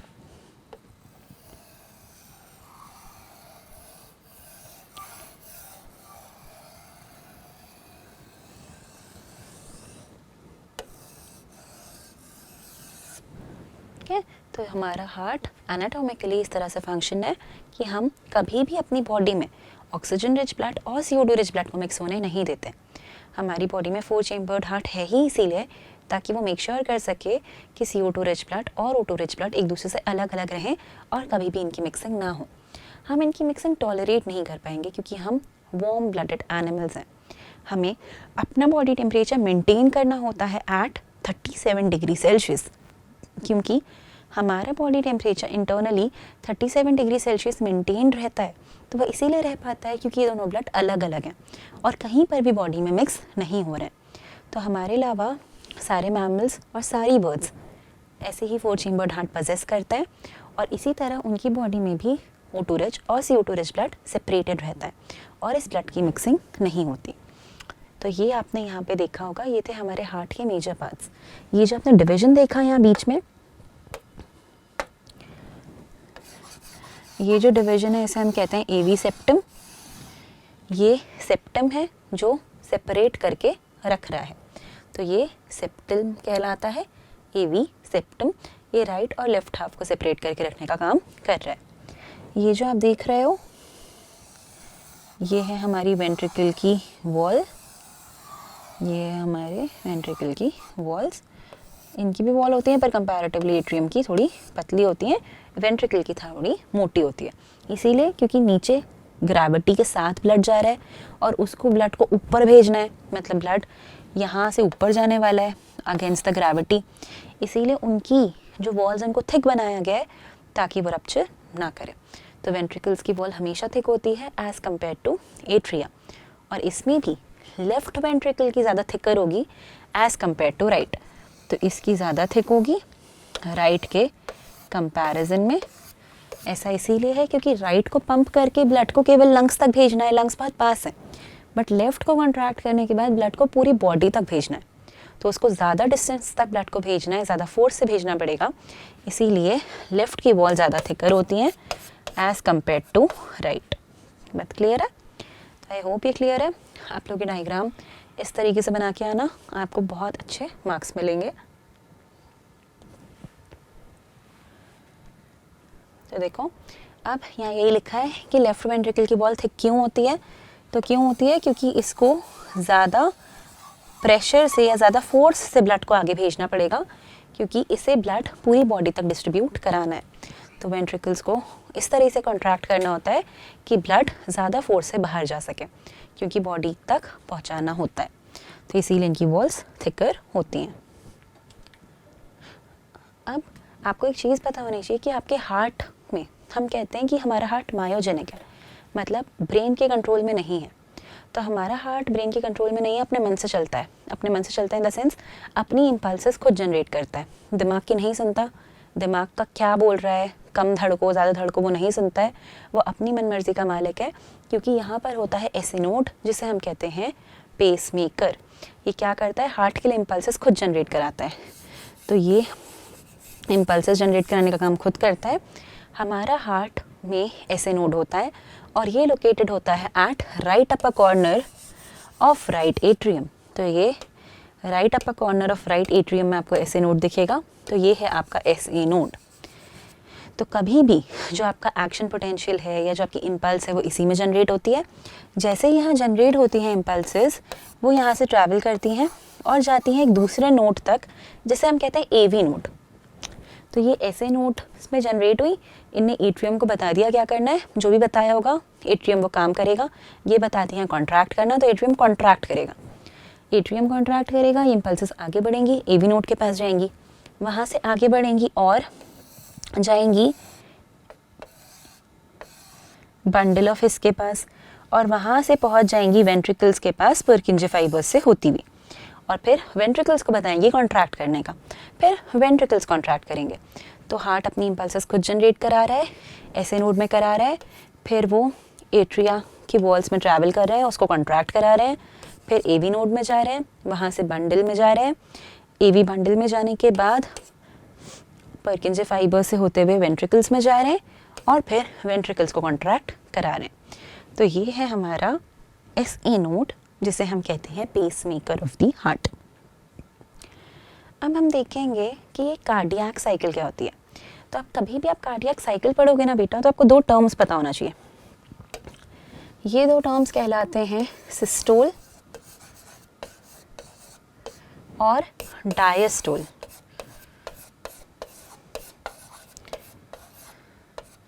जिसमें से सिस्टोल का मतलब है कॉन्ट्रैक्शन और डायस्टोल का मतलब है रिलैक्सेशन। अपना इसको समझना बहुत आसान है, तो मेरी बात बस ध्यान से सुनो। क्या कहना चाह रही हूँ मैं कह रही हूँ कि भाई सिस्टोल जब हो रहा है तो मैं कह रही हूँ कि कॉन्ट्रैक्शन हो रहा है। तो हमारा हार्ट है 4 चेम्बर्स का बना है। अब एक बलून इमेजिन करो कि आपके हाथ में एक बलून है, ठीक है। बलून में भरी हुई है पानी, तो ये बलून हो गया, पानी भरा है, यहाँ से अभी बंद है, तो अंदर पानी है। अब क्या कह रही हूँ मैं कह रही हूँ कि कॉन्ट्रैक्ट। तो जब कॉन्ट्रैक्ट होगा आपको क्या करना है, बलून की वो जो धागा आपने बांध रखा है वो खोलना है, पानी तो भरा ही है, उसको थोड़ा पिचकाना है। जैसे ही आप उसको पिचकाओगे खोल के, तुरंत पानी एक्सपेल होकर बाहर निकलेगा। तो ये चीज़ होती है कॉन्ट्रैक्शन के टाइम। जैसे ही कोई चीज़ कॉन्ट्रैक्ट करती है, अंदर का कंटेंट फोर्स से बाहर निकलता है। तो कॉन्ट्रैक्शन के टाइम क्या होगा, जैसे ही हार्ट का कोई भी चेंबर कॉन्ट्रैक्ट करेगा, अंदर जितना भी ब्लड भरा है वो फोर्स से बाहर निकल जाएगा। तो कॉन्ट्रैक्शन होता है। तो जब कॉन्ट्रैक्शन होता है तो चीज़ें फोर्स से बाहर निकलती हैं। अब जब डायस्टोल होता है तब क्या होगा, हार्ट रिलैक्स कर रहा है, रिलैक्स कर रहा है और धीरे धीरे धीरे धीरे उसके अंदर खून भरा रहा है। वो कोई कॉन्ट्रैक्शन नहीं कर रहा है, वो आराम से बैठा हुआ है चिल जोन में और उसके अंदर अभी ब्लड को वो भरने दे रहा है। तो कार्डियक साइकिल शुरू ही वहाँ से होती है जब हार्ट के चारों चेम्बर्स रिलैक्स कर रहे हो। तो आपके हार्ट में 4 चेम्बर्स हैं, ये हो गए 4 चेम्बर्स। ये चारों चेम्बर रिलैक्स कर रहे हैं, सब में खून भरा रहा है अभी, तो सब में खून भरा रहा है। तो हम कह रहे हैं कि हाँ अभी चल रहा है डायस्टोल। तो जब चारों में खून भराएगा तो ये लोग चारों अपने अंदर खून भरवाएंगे अभी, तो इनके अंदर अभी खून भरने का काम हो रहा है। तो देखो कैसे खून भरेगा, यहाँ देख लेते हैं। बॉडी से कलेक्ट हो ही रहा है खून, तो बॉडी से जो कलेक्ट हो रहा है वो वाला ब्लड राइट एट्रियम में लाके भरेंगे ये लोग। राइट एट्रियम से थोड़ा थोड़ा करके वो इधर पे जाएगा। तो ये हो रहा है अभी रिलैक्स वाला काम कि खून भर लो वाला प्रोसीजर चल रहा है। वहीं इसके साथ साथ पैरेलली लंग से भी खून आ रहा है, तो वो यहाँ भर रहा है लेफ्ट एट्रियम में और लेफ्ट एट्रियम से आ रहा है लेफ्ट वेंट्रिकल में। तो यहाँ पर ब्लड भराएगा। तो ये अब ब्लड यहाँ पर भी भर गया। तो जब ये लोग चारों रिलैक्स कर रहे होते हैं कि वह ब्लड फिलिंग हो रही होती है, तो हम कहते हैं कि हाँ जॉइंट डायस्टोल चल रहा है, दोनों साथ में रिलैक्स करने हैं। एक बार दोनों साथ में रिलैक्स कर रहे होते हैं, उसके बाद अचानक से क्या होता है, एट्रियम को लगता है कि चलो भाई ऐसे नोड बोल रहा है कॉन्ट्रैक्ट करने। तो ऐसे नोड जैसे ही उसे कॉन्ट्रैक्ट करने बोलता है, अभी वो ऐसे धीरे धीरे ब्लड को नीचे जाने दे रहा था, अब उसको बाहर से पिचकाया जाता है, कॉन्ट्रैक्ट करता है वो, तो ब्लड रश से नीचे आता है। तो यहाँ पर ब्लड में अचानक से फ्लो बढ़ेगा और ब्लड में फ्लो बढ़ने के कारण, कॉन्ट्रैक्शन के कारण, ये कॉन्ट्रैक्ट हो रहा है तो ब्लड स्पीड से नीचे आएगा, तो ब्लड बहुत ज़्यादा तेज़ी से फ्लो करके नीचे उतरेगा। राइट एट्रियम से राइट वेंट्रिकल में उतरेगा, लेफ्ट एट्रियम से उतरेगा लेफ्ट वेंट्रिकल में, तो ब्लड इस तरीके से फोर्सफुली नीचे भेज दिया जाएगा। तो ब्लड जैसे ही फोर्सफुली नीचे आता है तो हम कह रहे हैं कि हाँ एट्रिया ने सिस्टोल किया है, मतलब एट्रिया ने कॉन्ट्रैक्ट किया है। तो एट्रियल कॉन्ट्रैक्शन होता है, ब्लड नीचे आ जाता है। इस टाइम पे भी नीचे के वेंट्रिकल्स क्या कर रहे हैं, रिलैक्स ही कर रहे हैं, क्योंकि उनमें अभी भी ब्लड भरा आ रहा है, वो कॉन्ट्रैक्शन वाली स्टेट में नहीं गए हैं। तो एट्रिया का सिस्टोल हो रहा है पर वेंट्रिकल्स अभी भी डायस्टोल में ही हैं। एक बार जब इसके अंदर ब्लड आ जाता है तो आप जानते हो कि जो वाल्व्स अभी ओपन थे जिनके कारण ब्लड नीचे आ पा रहा था, वो वाल्व्स अब हो जाएंगे बंद। तो वो वाल्व्स तुरंत क्लोज हो जाता है। इन वाल्व्स के क्लोज होने के कारण अब ब्लड पूरा नीचे आ चुका है और अब ब्लड के पास ऊपर वापस पलट के जाने का रास्ता नहीं खुला हुआ है।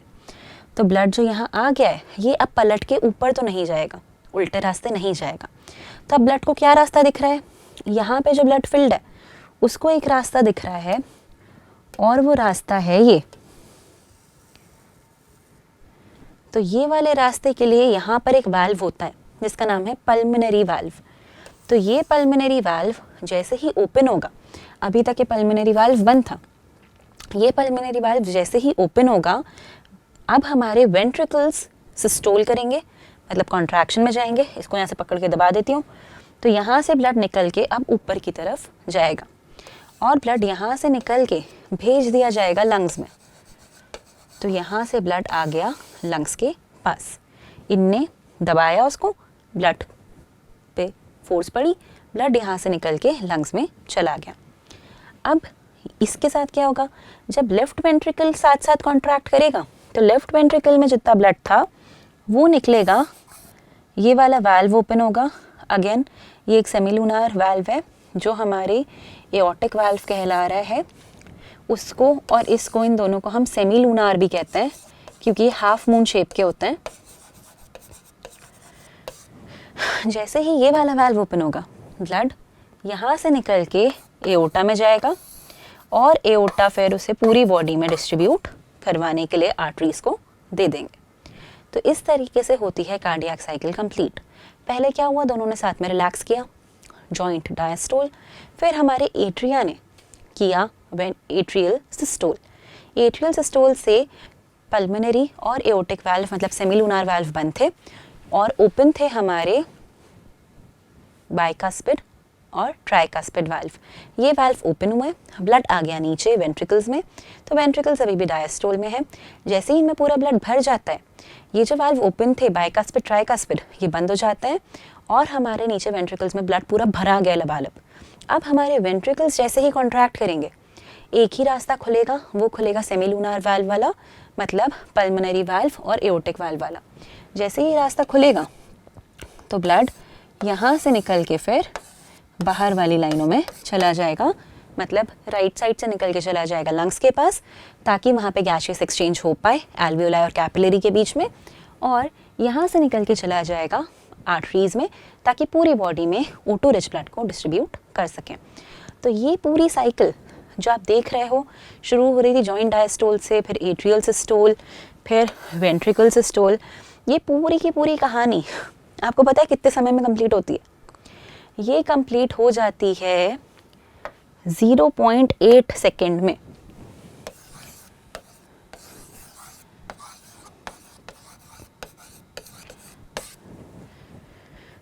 कार्डियक साइकिल मैं इतना बोल भी नहीं पा रही हूँ, उससे पहले ही ये ख़त्म हो भी गया, हमारे हार्ट ने पूरा काम कर भी लिया। तो इतना क्विकली काम होता है। 1 मिनट में ये साइकिल रिपीट हो जाती है 72 बार, मतलब 72 टाइम्स। 1 मिनट में 60 सेकेंड होते हैं, ये 0.8 सेकेंड में कंप्लीट हो रही है, तो इसको मल्टीप्लाई करेंगे तो हमें पता चलेगा कि ये लगभग 70 से 72 टाइम्स हो चुकी होती है 1 मिनट में। तो ये जो हमारे दिल में पूरे टाइम हमें आवाज़ आती है लब दब, वो इस कार्डियक साइकिल के कारण आती है। जब ये वाल्व ओपन होते हैं, क्लोज होते हैं, उस वक्त वो वॉइस प्रोड्यूस होती है जिसे हम कहते हैं हार्ट साउंड। तो ये हार्ट साउंड्स इन वाल्व की ओपनिंग और क्लोजिंग पे डिपेंड करते हैं। हम इस कार्डियक साइकिल में ये सीखा कि ब्लड हार्ट में 2 बार आ रहा है। कैसे 2 बार आ रहा है? तो देखो,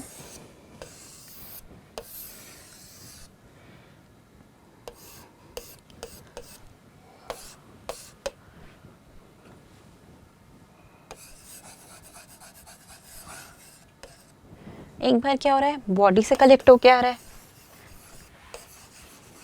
तो बॉडी से कलेक्ट होकर आ रहा है कौन सा वाला? CO2 वाला। तो एक बार बॉडी से कलेक्ट होकर आ रहा है CO2 वाला। दूसरी बार क्या हो रहा है? दूसरी बार ये हो रहा है कि लंग्स में गैसेस एक्सचेंज हो रहा है।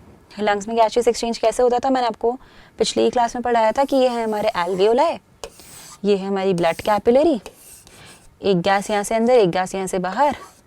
तो बाहर जाने वाली है CO2, वो चली जाएगी। अंदर आने वाली है O2, वो आ जाएगी। तो O2 अंदर आ गई, तो यहाँ पर आ गया O2 वाला blood.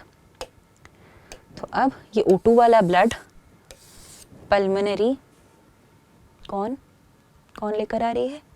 Pulmonary Wien. Pulmonary Wien ये O2 वाला ब्लड लेकर आ रही है लंग से, और इस टाइम पे ब्लड दूसरी बार हार्ट में एंट्री ले रहा है, क्योंकि पूरा का पूरा ब्लड 2 बार हार्ट में एंटर होता है, इसीलिए हम इसे कहते हैं डबल सर्कुलेशन। तो हमारी बॉडी में होता है डबल सर्कुलेशन। हमारी बॉडी में ये ब्लड मिक्स नहीं होते, हमारी बॉडी में हमें डबल सर्कुलेशन देखने मिलता है।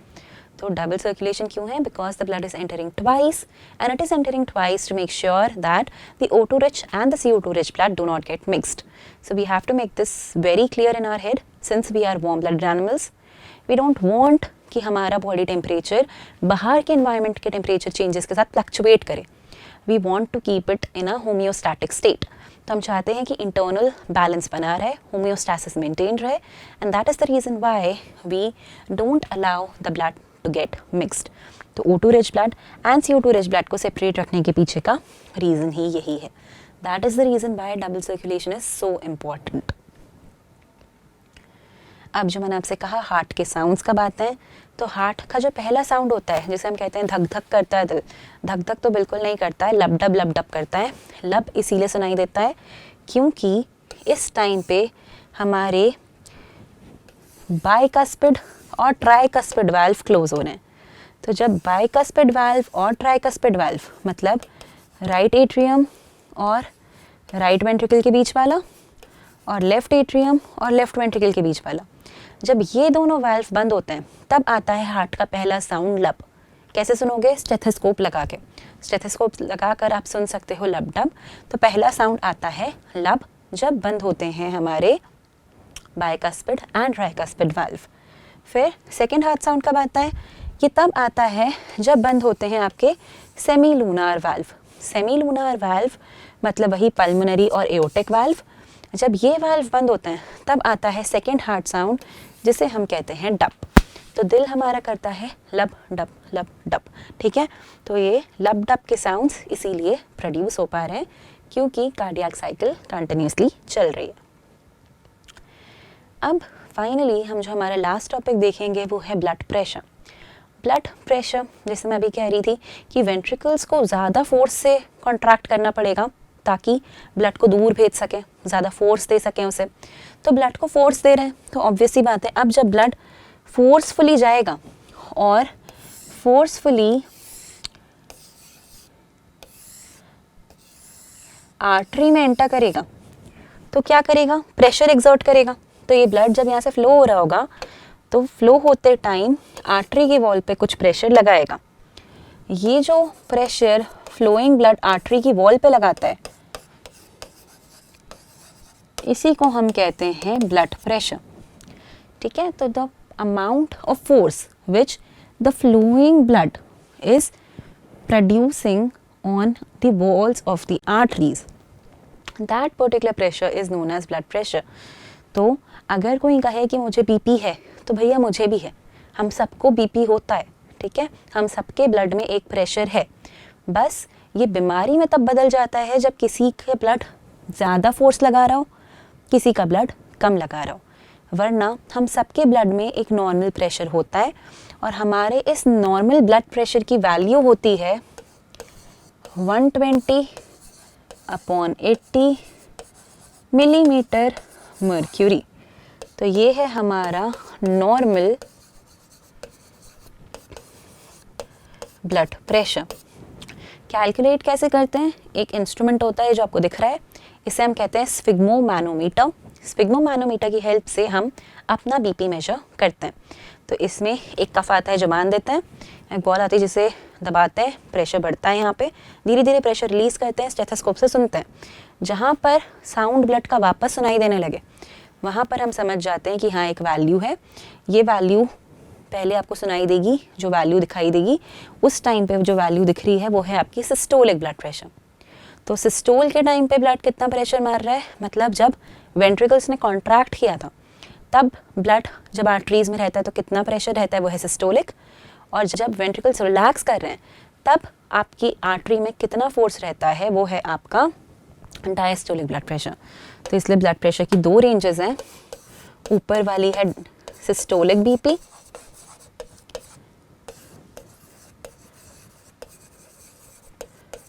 और नीचे वाला है डायस्टोलिक बीपी।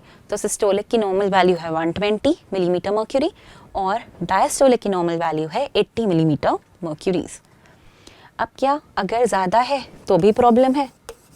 ज़्यादा है तो इस बीमारी को हम कहते हैं हाइपरटेंशन, मतलब हाई बीपी।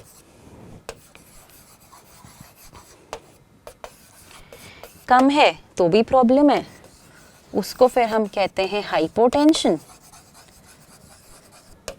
मतलब लो बीपी। अब देखो ज़्यादा है तो क्या होगा?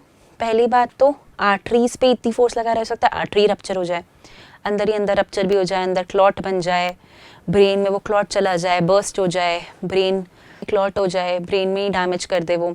या फिर ये भी हो सकता है कि उससे हार्ट फेल हो जाए, हार्ट को इतना ज़्यादा प्रेशर से ब्लड फेंकने की आदत हो कि हार्ट काम ही ना कर पाए, अटैक में चला जाए, फेल हो जाए, आँखों में दिखना बंद हो जाए, या फिर दिमाग में चला जाए, बर्स्ट हो जाए, तो वहाँ पर स्ट्रोक कॉज करे। अब कम है तो क्या होगा? कम है तो भी प्रॉब्लम देगा। क्यों देगा? क्योंकि अब ब्लड में इतना फोर्स नहीं है कि ब्लड पूरी बॉडी में ढंग से डिस्ट्रीब्यूट हो पाए। तो ब्लड हो सकता है ब्रेन तक ही ढंग से ना पहुँचे, ब्रेन तक ढंग से नहीं पहुँचेगा, ऑक्सीजन डिफिशिएंसी होगी, ऑक्सीजन नहीं मिलेगी तो दिखेगा नहीं ढंग से, चक्कर आएंगे, हल्का हल्का भारी टायर्डनेस होगा, दिमाग कंफ्यूज रहेगा, आप बहुत वीक फील करोगे। तो ये सारी चीज़ें तब होती हैं जब आपका बीपी कम हो रहा हो। बीपी कम हो रहा हो तो क्या करते हैं? तुरंत पानी में नमक घोल के पी लेते हैं।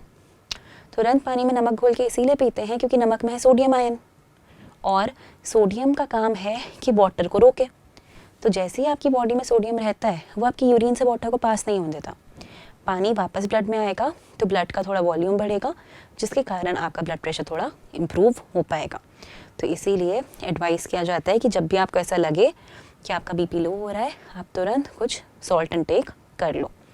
तो ये हैं ब्लड प्रेशर से होने वाली दो बीमारियाँ, हाइपरटेंशन और hypotension. This is all, thank you.